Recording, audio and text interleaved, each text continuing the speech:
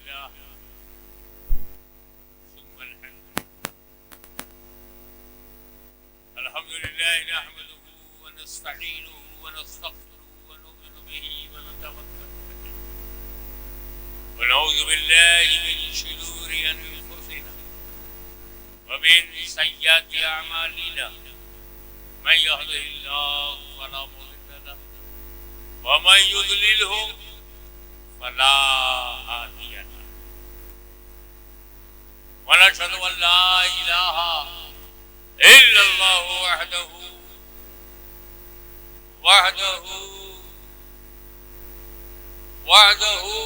ला शरीक लहु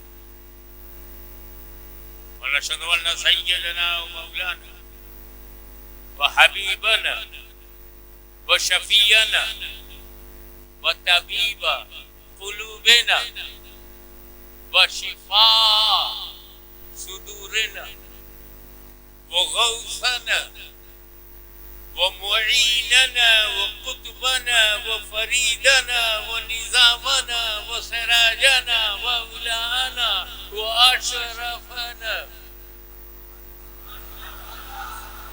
व नूर आइनना व मुख्तारना मुहम्मदन अब्दुहु व रसूलुहु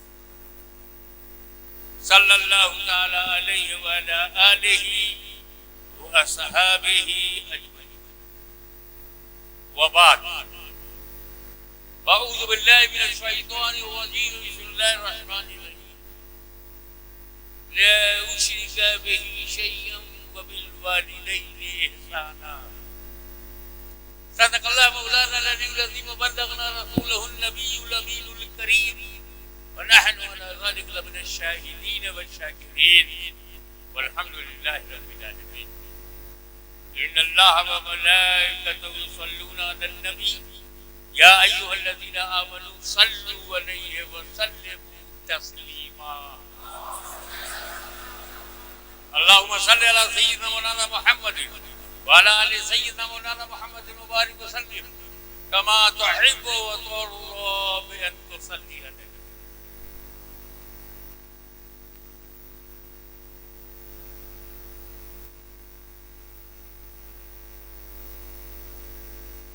हमारी जिंदगी में, परिवार में,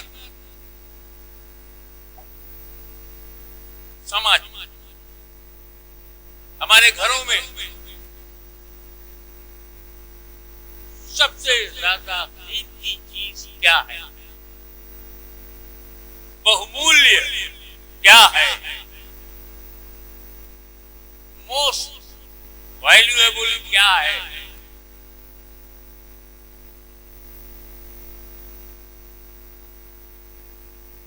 वो है आपका पैदा होना।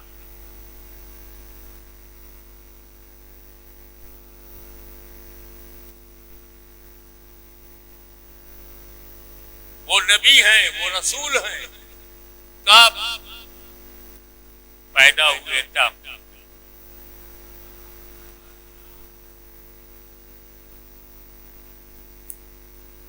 और हम नबी को पैदा हुए यानी मीलाद,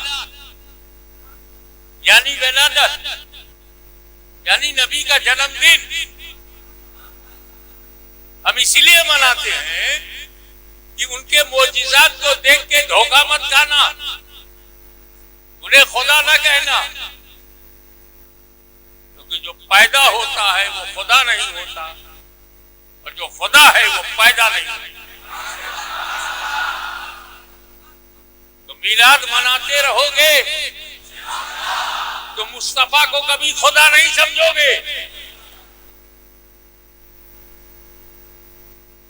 हज़रत ईसा के मोजिज़ात को, उनके चमत्कार को देखकर लोगों ने खुदा कह दिया। मौलाए कायनात अली मुर्तज़ा करमल्लाहु वजहुल करीम की अज़मतें, रिफ़तें, करामतें देखकर सपाइयों ने, नुसैरियों ने, बहुत सारे लोगों ने उन्हें खुदा कह दिया।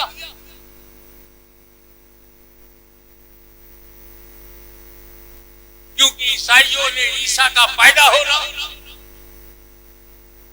सभाइयों ने, नुसैरियों ने अली का पैदा होना याद ना रहा, तो शैतान चाहता है कि पैदा होना याद न रहे ताकि बहका दिया जाए। तो सुन्नी उलमा ने तय किया हर साल हम पैदा होना धूमधाम से मनाएंगे ताकि हम कभी गुमराह न होने पाए।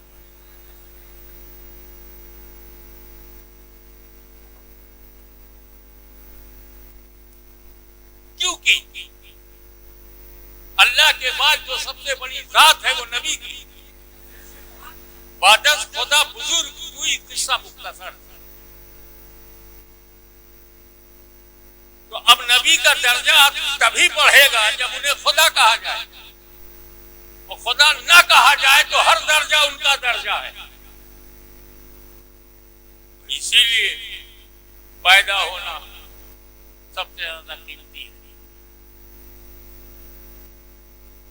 शेख अब्दुल कादिर जीलानी गौसे आजम बने कब पैदा हुए तब। हसन संजरी गरीब नवाज हुए कब पैदा हुए तब।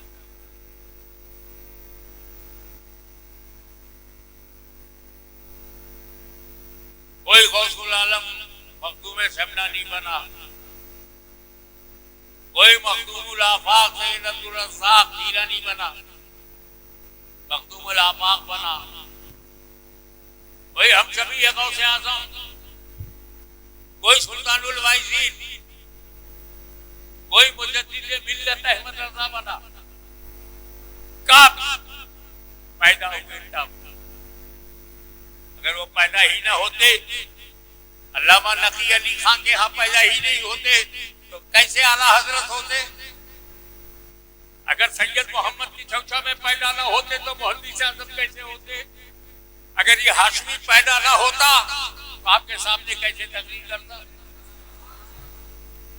आप करोड़पति हो, लखपति हो, माइंस होल्डर हो, मालिक हो, अरबों खरबों रुपया कमाते हो, कब पैदा हुए तब। आप कॉन्ट्रैक्टर हो, आप हेल्पर हो, आप ड्राइवर हो, आप विधायक हो, आप संसद सदस्य हो, आप मुख्यमंत्री हो, आप प्रधानमंत्री हो, ये सब कब। तो पैदा होने से ज्यादा कीमती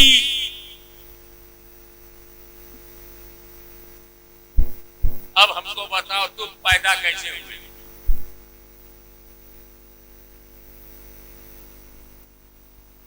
इससे पहले कि पैदा होने पर मैं गौर करूं, आओ कुरान की आयत पर तवज्जो दें। वला तुशरिकू बिही शैअन, don't make partner of Allah and be good for parents. अल्लाह का कोई शरीक नहीं, अल्लाह की तरह कोई दूसरा अल्लाह नहीं। कहां तौहीद, कहां शिर्क शिकन, कहां अल्लाह की यकताई। उसके पास जिक्र रसूल का होना चाहिए। समझ में आता है वातिउल्लाह व आतिउर रसूल। अल्लाह की अताअत करो, रसूल की अताअत करो। तो अल्लाह के बाद रसूल हो या अल्लाह के बाद मलाइका हो, किताबें हो, रसूल हो, समझ में आता है। ये अल्लाह के बाद माँ बाप कैसे आ गए। वला ताबुदू इल्ला इय्याहु व बिल वालिदैनि इहसाना। अल्लाह के सिवा किसी की इबादत ना करो और वालिदैन के साथ हुस्न सुलूक। कहा अल्लाह की इबादत, कहा अम्मा अब्बा, कहा अल्लाह बेनज़ीर व लाजवाब लैसा कमिस्ली, और कहा हमारे जाहिल माँ बाप, अनपढ़ माँ बाप हो या पढ़े लिखे माँ बाप हो, बस माँ बाप वालिदैन है, आलिमैन नहीं है। वो आलिम हो, जाहिल हो, परहेजगार हो, नहीं, सिर्फ माँ बाप। कहा अल्लाह की जात, कहा मकराना में मेरे माँ बाप, और अल्लाह ने माँ बाप को अपने जिक्र के साथ बोला तुश्रिकू बिही शैय्यन व बिल वालिदैनि इहसाना। आखिर राज क्या है, ये माँ बाप का मकाम क्या है, ये माँ बाप की जगह कहाँ है कि खुदा ने अपने जिक्र के साथ आपके माँ बाप का जिक्र किया। अंदाजा लगाओ, माँ बाप को हल्के में मत लेना। न होते माँ बाप तो न होते आप।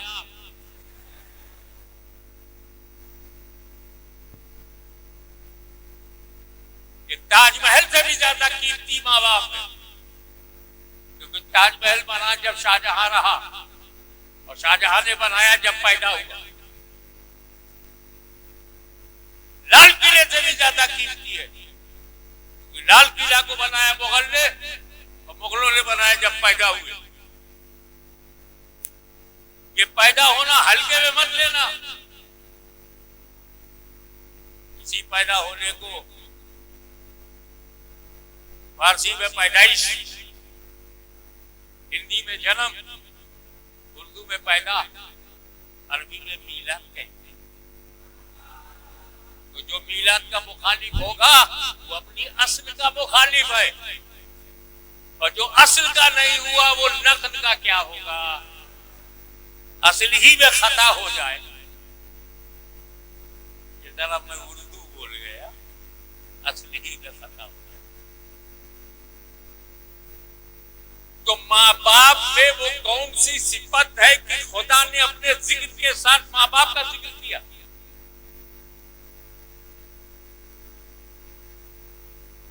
वजह है पैदा होना। तू दुनिया में आया है तो 3 जरिया है। बाप का अंश, माँ का खून, अल्लाह की तख्लीक। जो रचना है खुदा की, पिता के अंश से उसने रचा। माँ ने 9 महीना पेट में रखा, तो तेरे पैदा होने में 3 जात, एक अल्लाह की, अब्बा, अम्मा, इसी विलादत को सामने रख के रब फरमाता वाला तुश्रिकू बिही शैय्यन व बिल वालिदैनि इहसाना। न मेरा कोई पार्टनर है, न तेरे बाप का कोई पार्टनर है, न तेरी माँ का, क्योंकि अल्लाह की तरह दूसरा अल्लाह नहीं, वालिद की तरह दूसरा बाप नहीं, वालिदा की तरह दूसरी माँ नहीं। तो अल्लाह उलूहियत में ला शरीक है, और माँ बाप वल्दियत में। अंदाजा लगाओ तेरा बाप कहाँ है, कुरान में तेरी माँ कहाँ है। अगर हम अल्लाह को ना नहीं कर सकते तो अपने बाप को भी ना नहीं कर सकते, अपनी माँ को भी ना नहीं कर सकते।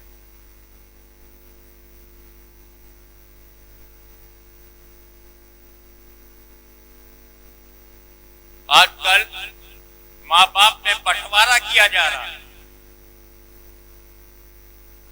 अब्बा को काट के अम्मा। जानवरों में भी अब्बा का नाम नहीं बताते,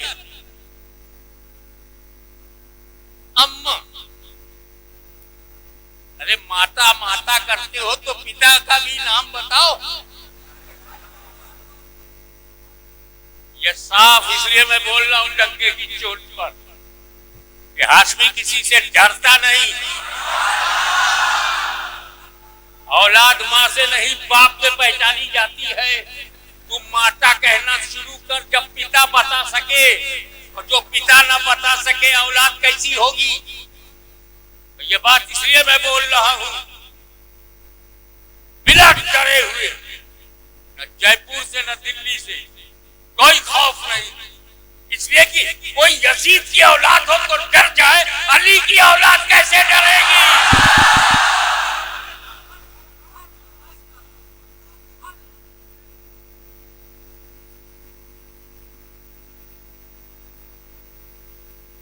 अलग अलग किया जा रहा है। मैंने लारियों पे देखा है, ट्रक पे देखा है, माँ की दुआ।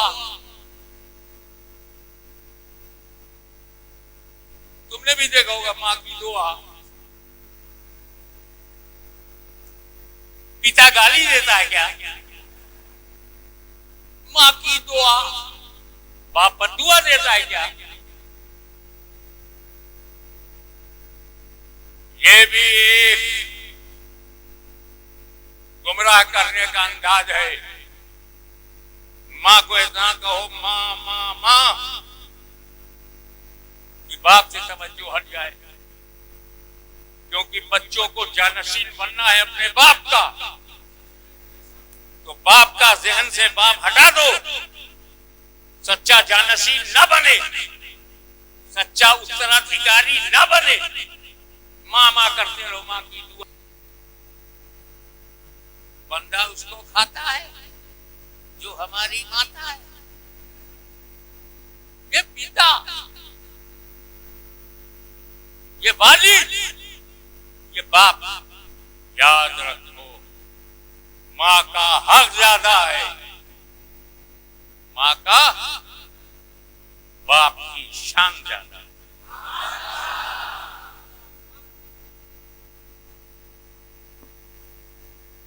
चलो मुकाबला कर लेते हैं।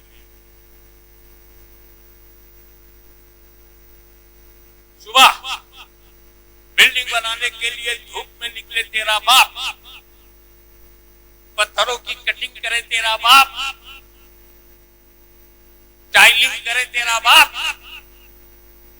खेतों में धूप सहे तेरा बाप, बरसात में भीग कर रुपया कमाए तेरा बाप, देश विदेश जा करके खून पसीना हेल करके रुपया कमाए तेरा बाप, तुझे पढ़ाए तेरा बाप, घर चलाए तेरा बाप, अम्मा कूलर में बैठी कमरे में,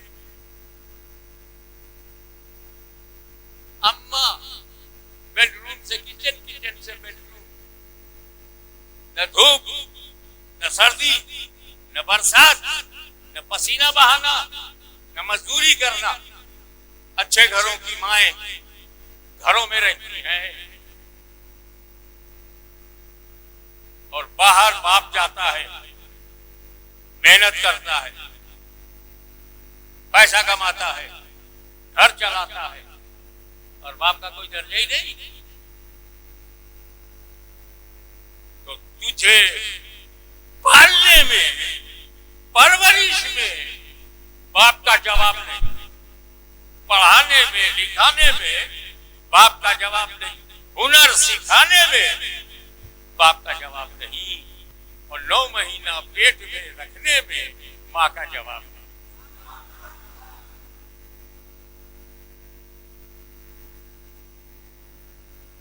जब औरत पेट में बच्चे वाली बन जाती है, आई मीन प्रेग्नेंट होती है, गर्भवती होती है, उसकी जिंदगी आसान नहीं होती। जो खाना पसंद हुआ करता था उसकी महक से नफरत हो गई, जो खाना बहुत अजीज था उसे देखकर उसको नफरत हो गई।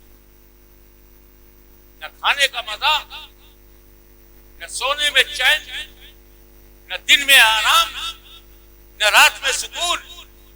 1 हफ्ता 1 महीना नहीं, 9 महीने तक दर्द की वो तात्विक लहरें कि मां को उठती थी बर्दाश्त के बाहर, सैकड़ों दर्द की लहरों से गुजरती है मां। अपने बेटे को बचाने में रोती सिसकती है मां, और 9 महीने के बाद जो लेबर पेन है, परसों पीड़ा है, बर्दाश्त के बाहर है। 9 महीना तकलीफ झेलने की वजह से। ये तकलीफ बाप को नहीं हुई, ये तकलीफ माँ को हुई। इसीलिए माँ का दर्जा बाप से ऊंचा हो गया और लड़कों की जन्नत माँ के कदमों में आ गई।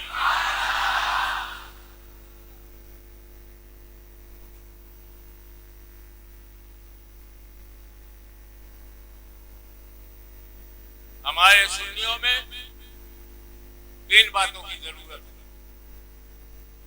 पहले तो वो मोहब्बत करें, मोहब्बत तो करते हो, मगर दूसरा भूल गए, अदब करो। मोहब्बत पे भारी है अदब,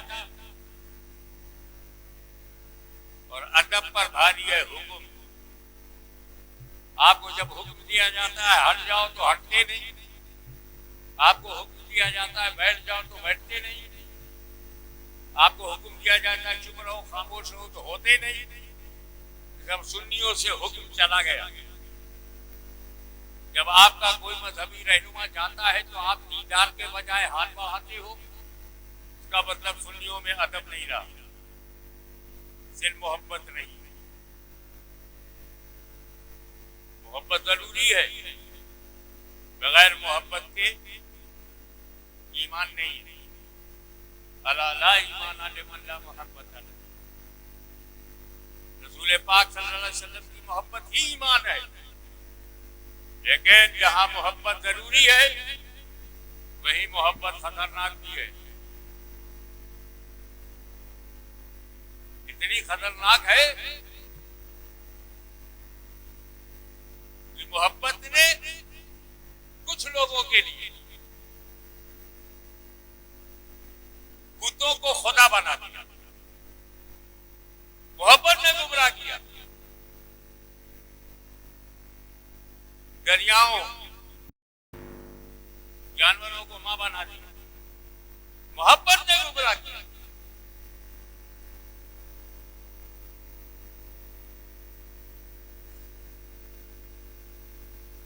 कुछ मौलवियों की मोहब्बत में रसूल की तौहीद गवारा कर दिया, मोहब्बत ने गुमराह किया।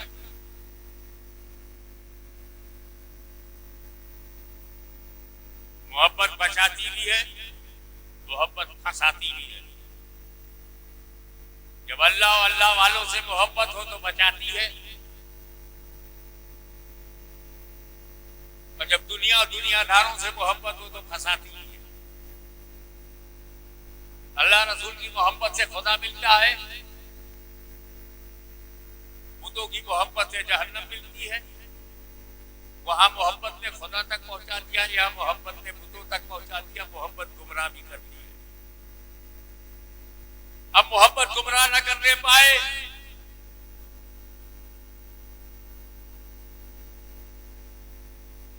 अक्सर कहा करता हूं कि मोहब्बत एक बहता हुआ दरिया है। मोहब्बत एक बहती हुई नदी है, अपनी सीमा में रहे तो किनारे खेती होती है, हरियाली होती है, आबादी होती है। लेकिन अगर वो नदी अपनी सीमा तोड़ दे तो बर्बादी होती है, सैलाब होता है और फसलें खत्म हो जाती है। तो हुकूमत ने क्या किया? ये दरिया तुझे मैं मनमानी करने नहीं दूंगा, लिहाजा मैं डैम बनाता हूं। बांध दिया, और डैम जब बन गया तो दरिया की मनमानी खत्म हो गई। इस्लाम ने क्या किया?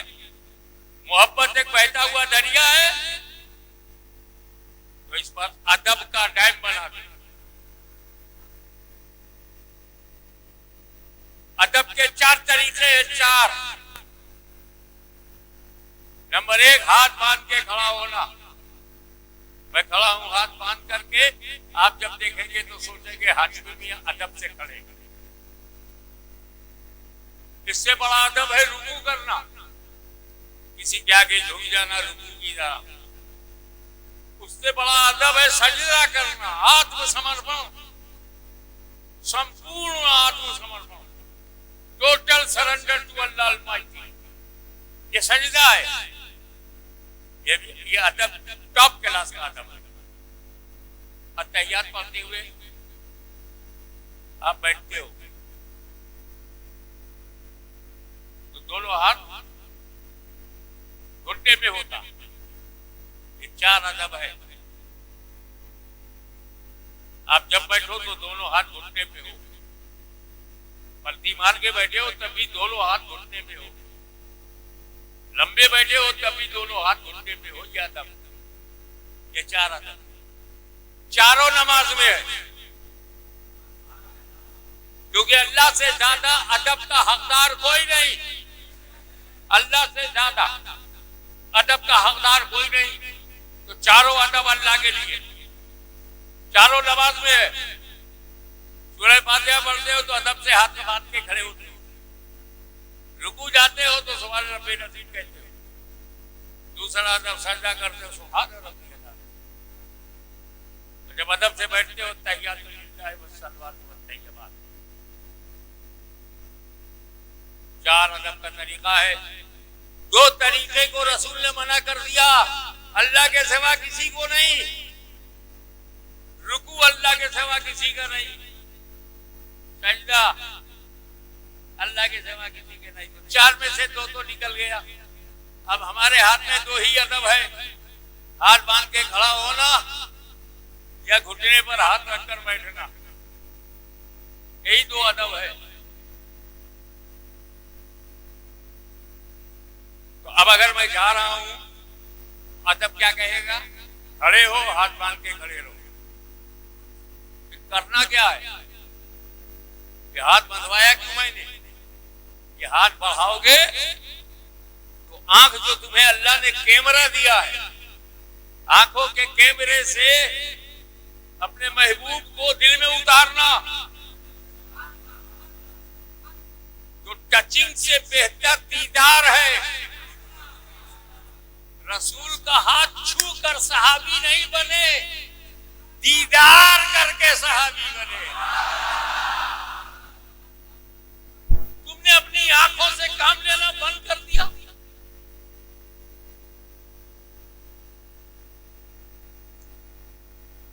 जबान से जबान मिलाने से बात नहीं मिलती, हाथ से हाथ मिलाने में बात नहीं बनती, आंखों से आंखें मिलाने में बात बन जाती।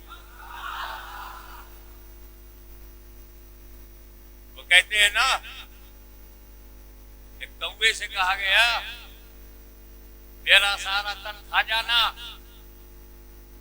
मेरी बोटी बोटी खा जा, 2 आंखों को छोड़ के इन 2 आंखों में पिया मिलन की आस।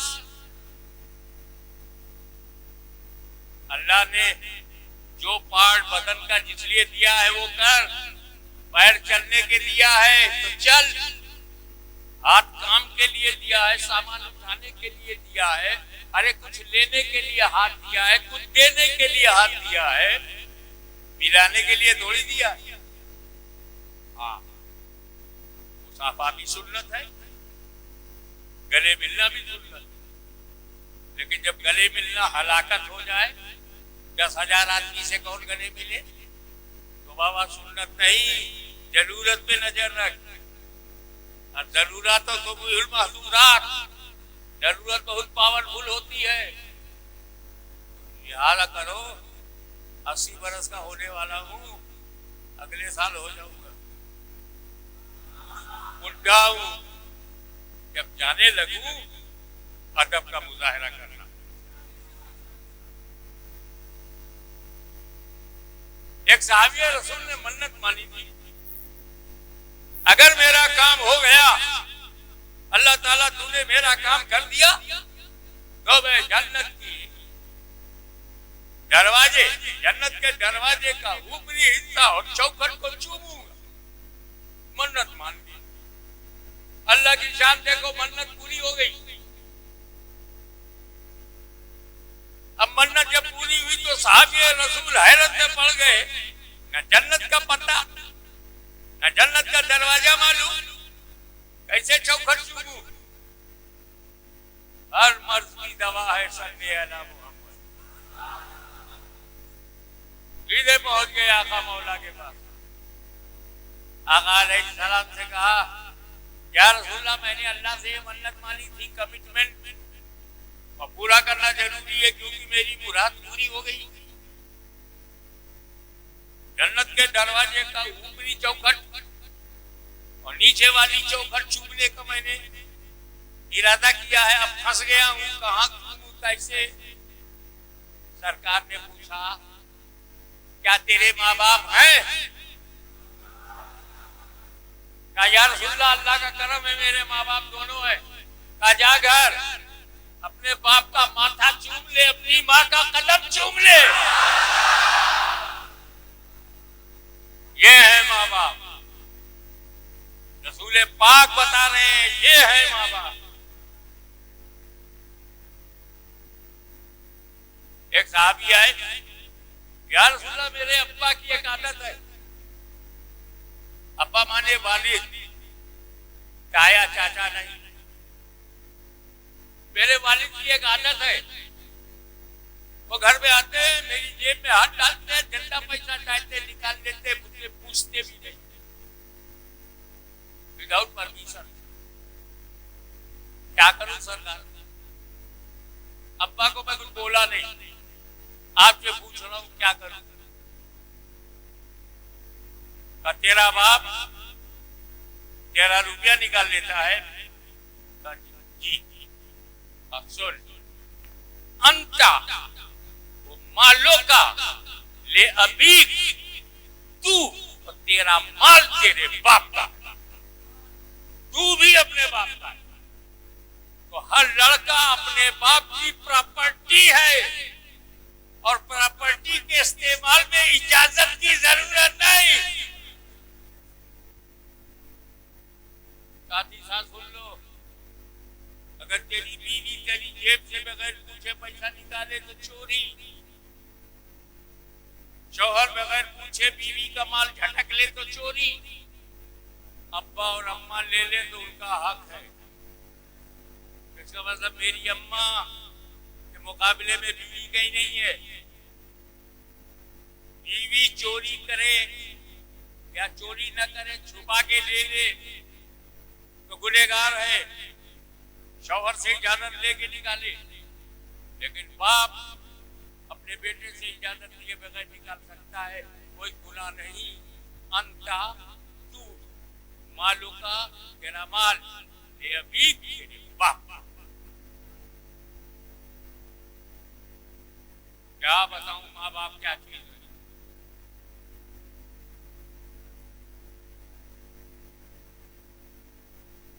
हमारे इमाम साहब मुफ्ती साहब इस उम्र में, उनके शहजादे हजर वगैरह हैं,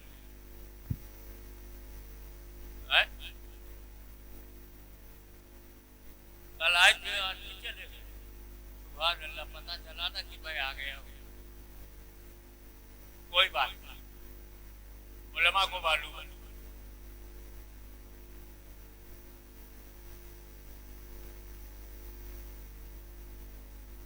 ख्वाजा गरीब नवाज की कब्र को चूमना, गौसे आजम की कब्र को चूमना,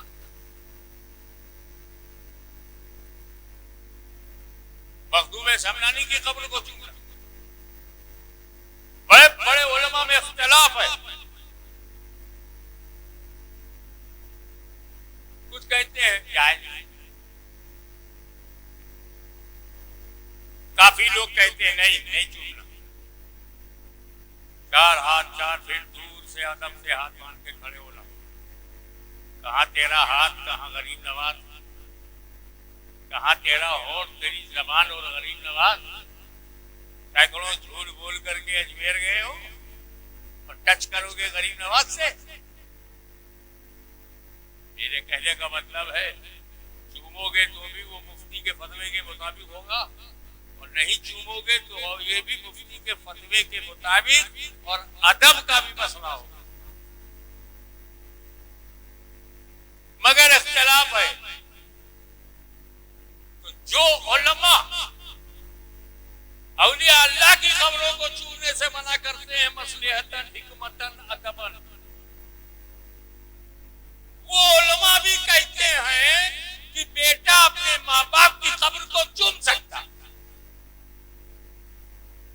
इख्तिलाफ नहीं। गरीब नवाज की संगमरमर से बनी हुई कब्र तो नहीं चूमो, लेकिन अम्मा की कब्र मिट्टी की है, अंदाजा लगाओ। अल्लाह वालों की कब्र को चूमने में इख्तिलाफ है, मगर माँ बाप की कब्र चूमने में इख्तिलाफ नहीं है। अंदाजा लगा तेरे माँ बाप तेरे लिए क्या है।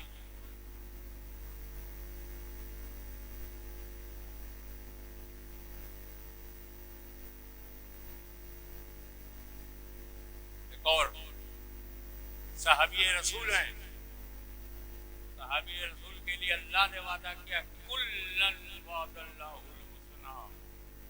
अल्लाह ने सारे सहाबी से जन्नत का वादा कर लिया है।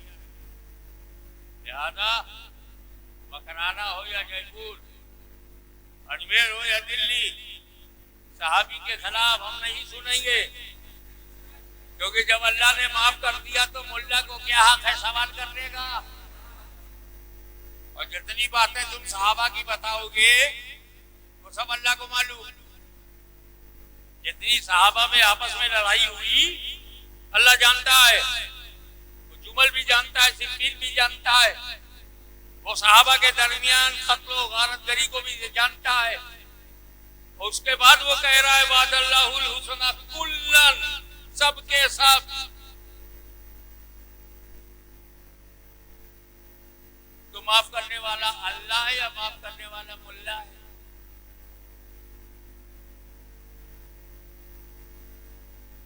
मगर आओ, एक सहाबी आखिरी वक्त है, कलमा पढ़ना चाहते हैं, पढ़ नहीं पा रहे। सहाबी रसूल पाक का सहाबी कलमा पढ़ना चाहते हैं, आखिरी वक्त में नहीं निकल रहा है। एक आदमी आगे रसूल पाक को खबर दी, या रसूलल्लाह, एक बंदा कोशिश कर रहा कलमा पढ़ने की, नहीं पढ़ पा रहा। हुजूर सल्लल्लाहु अलैहि वसल्लम ने पूछा उसके माँ बाप हैं? कहा या रसूलल्लाह उसके वालिद का इंतकाल हो गया, माँ है। तब बुला के लाओ। ऐसे ही माँ को बुला के लाया गया। हुजूर ने पूछा क्या तू अपने बेटे से नाराज है? या रसूलल्लाह मैं नाराज हूं। ठहरो, माँ नाराज हो तो सहाबी के मुंह पे कलमा नहीं आ रहा, तेरे मुंह पे क्या आएगा? तेरी माँ तुझसे नाराज है, तू क्या करेगा मरते वक्त? पढ़ पाएगा कलमा? रसूल पाक ने कहा इसे माफ कर। कहा यार रसूलल्लाह मैं माफ कर देती, लेकिन मेरा दिल इतना रख्मी है, एक दो दुख नहीं है, सबसे बड़ा दुख तो यह है मैं कोई बात कहती थी और इसकी बीवी कुछ और कहती कि मुझे छोड़कर बीवी का साइड लेता था, उन पर बीवी को तरजीह देता था, बीवी को प्राथमिकता देता था मेरे ऊपर। मैं बहुत जख्मी हूं, आई कांट फॉरगिव, मैं माफ नहीं कर सकती। सरकार ने कहा नहीं, माफ कर दिया। तो सच्चे लोग थे, यार रसूलल्लाह आपका हुक्म सराखों पर, मैं जबान से माफ कर दूंगी, दिल से नहीं कर पाऊंगी, आई एम सॉरी। ने कहा ऐसा करो, सहाबा को हुक्म दिया सूखी लकड़ियां ले आओ। लकड़ियों का गट्ठा ला गया, उन्होंने कहा इसमें तेल डालो, तेल डाल दिया गया, कहा इसको आग लगाओ। जब आग भड़की तो उन्होंने कहा इसके बेटे को उठा के ले आओ, इसी में डाल दो।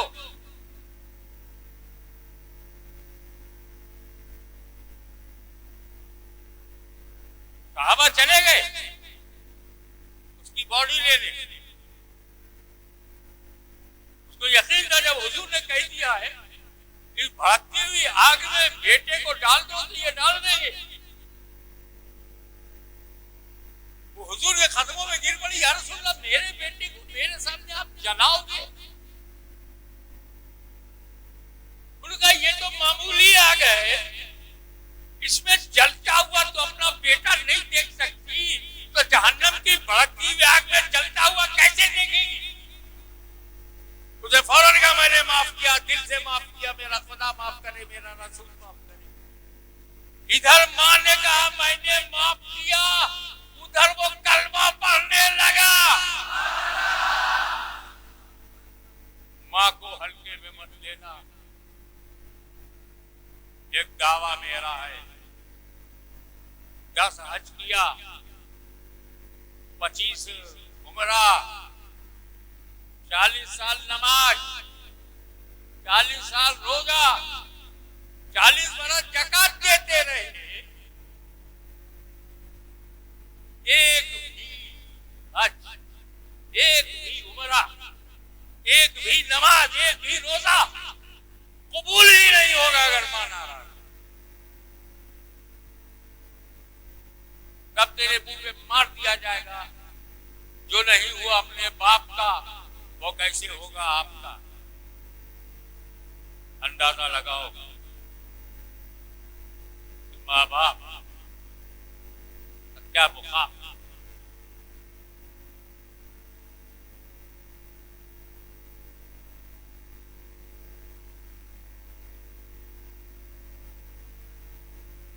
अब कभी ना मत बोलना। अब्बा ने कहा जाओ मेरे लिए रसगुल्ला ले आओ, और बेटे को मालूम है कि अब्बा को शुगर है, अब्बा को शुगर है, 2 रसगुल्ला खाएंगे 350 हो जाएगा। शक्कर की बीमारी है उनको। लड़का सही सोच रहा है, मगर लड़के को करना क्या है? जाओ मेरे लिए 2 रसगुल्ला लाओ। अच्छा अब्बा, चाहे लावे ना लाना भी मोहब्बत है और हाँ करना भी अदब है। ये ना क्यों बोलते हो अपने माँ बाप? कोई जरूरी है कि सुबह अम्मा ने कहा तो शाम को भी अम्मा वही कहे? अम्मा तो बदल जाती है 2 घंटे के बाद। तू हाँ कर दे अपनी माँ को, बस हाँ हाँ अम्मा, जाके तेरे को बाजार से आलू लाना, हाँ अम्मा, और जाके मटन खरीद के लाना, हाँ अम्मा, वो फलाने के घर मत जाना, हाँ अम्मा। हाँ बोलने में जाता क्या? अब जब तू 15-20 साल तक ना अपने बाप को ना बोला और ना अपनी माँ को, अब्बा बोले तो हाँ, अम्मा बोले तो हाँ, इसमें तेरा 20 साल निकल गया, तो 2 की गुलामी की प्रैक्टिस हो गई। माँ की गुलामी, बाप की गुलामी की प्रैक्टिस हो गई। अब जब दुनिया में माँ बाप नहीं रहे तो अब 2 की गुलामी तुझे फिर दी गई। अल्लाह रसूल, अल्लाह रसूल। तो प्रैक्टिस घर से कर और जन्नत तक। जवानी में माँ बाप, जब माँ बाप ना रहे तो अल्लाह रसूल, उनके होते हुए भी अल्लाह रसूल, उनके बाद भी अल्लाह रसूल। तो जब तू परफेक्ट हो गया, अब्बा को ना नहीं बोलना, तो अल्लाह को ना कैसे बोलेगा? जब तू परफेक्ट हो गया, माँ को ना नहीं बोलना, तो रसूल पाक को ना कैसे बोलोगे?